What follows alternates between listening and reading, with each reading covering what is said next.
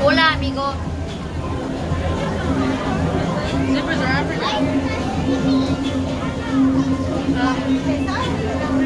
Agua. It's okay if you don't know any African language.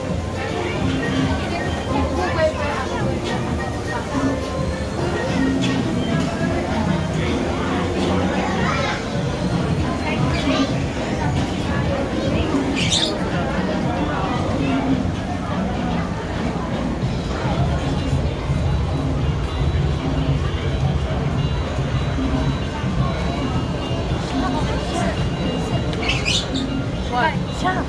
Yeah, I know. Guess what he said?